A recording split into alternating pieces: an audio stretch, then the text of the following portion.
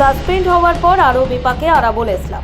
দলের তরফে সাসপেন্ড করা 24 ঘন্টার মধ্যে ভাঙড়ের বিতর্কিত নেতা আরাবুল ইসলামের বিরুদ্ধে খুনের চেষ্টার মামলা রুজু করে পুলিশ।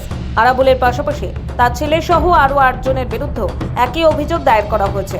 সূত্রের খবর, বৃহস্পতিবার ভাঙড়ের 2 নম্বর পঞ্চায়েত সমিতিতে তৃণমূলের অপর নেতা শওকত মোল্লার গোষ্ঠীর লোকজনের সঙ্গে আরাবুল সহ তার অনুগামীদের সংঘর্ষের ঘটনা ঘটে। সেই ঘটনাতে আরাবুল তার ছেলে সহ 9 জনের বিরুদ্ধে জামিন অযোগ্য ধারায় খুনের চেষ্টার মামলা রুজু করেছে পুলিশ। আরাবুল ইসলামকে নিয়ে তৃণমূলের অস্বস্তি অনেক দিনেরই। আইএসএফ কর্মীকে খুনের অভিযোগে গত বছরের 8ই ফেব্রুয়ারি ভাঙড়ের দাপুটে তৃণমূল নেতাকে গ্রেফতার করেছিল উত্তর কাশীপুর থানার পুলিশ। 7 মাস পর জেল থেকে মুক্তি পান তিনি। তবে তারপর থেকে আরেক তৃণমূল নেতা শওকত মোল্লার সঙ্গে তাঁর বারংবার সংঘাত লাগে। নতুন বছরের প্রথম দিনে আরাবুলের ওপর হামলার অভিযোগও ওঠে শওকতের বিরুদ্ধে। খুনের চেষ্টার অভিযোগ দায়ের করেন আরাবুল। দলের বিধায়ক শওকত মোল্লার সঙ্গে আরাবুলের বিবাদের বিষয়টি মাঝে মাঝে প্রকাশ্যেও আসে। এই বিষয়টিকে দল মোটেও ভালো চোখে দেখেনি।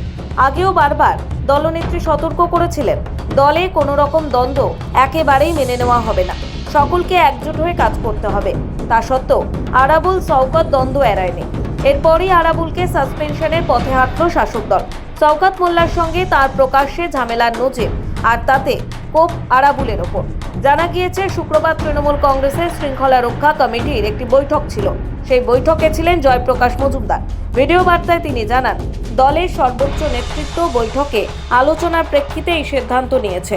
এদিকে দল সাসপেন্ড করার পরে পুলিশ যেভাবে সক্রিয় হয়ে উঠেছে, তাতে আরাবুলের গ্রেফতারি নিয়েও কৌতূহল তৈরি হয়েছে বিভিন্ন মহলে। ব্যুরো রিপোর্ট, সময়, কলকাতা।